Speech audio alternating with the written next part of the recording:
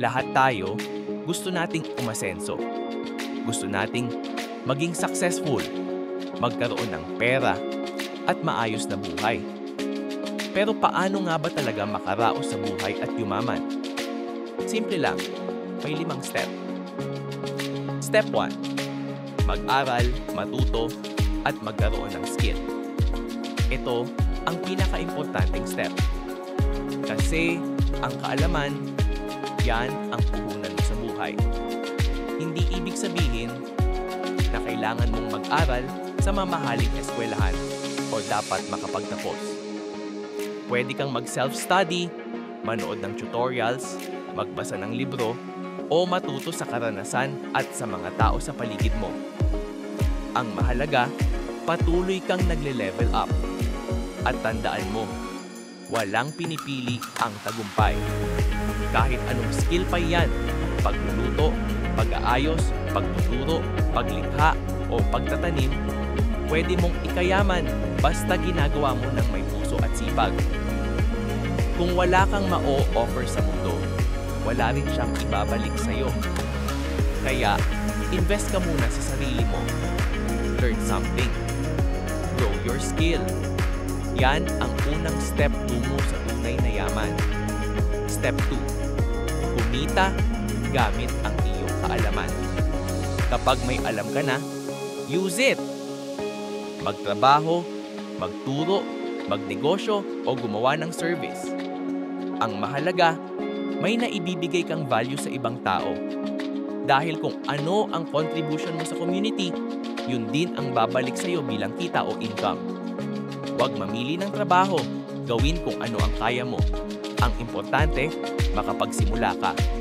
Doon nagsisimula ang pag-asenso. Step 3. Mag-ipon. Once you're earning, put it into good use. Huwag mong ubusin sa gastos na walang plano. Huwag kang makulong sa cycle ng trabaho, sweldo, gastos, tapos trabaho ulit. Kung ganun lagi, walang pagbabago sa buhay mo. Tandaan, may hangganan ang panahon mo para magpatatag ng yaman. Habang malakas ka pa at kumikita, magtabi ka. Kailangan mong mag-ipon para magkaroon ka ng pondo sa investment. Kung ubos lahat ng kinikita mo, wala kang maipupuhunan. Kaya kahit kaunti lang, magtabi ka. Little by little, lalaki din yan. Ang ipon mo ngayon, yan ang ticket mo para makapag-invest sa future. Kaya, huwag mong gastusin lahat. Save first before you spend. Step 4. Mag-invest. Dito na magsisimula ang tunay na pagyaman.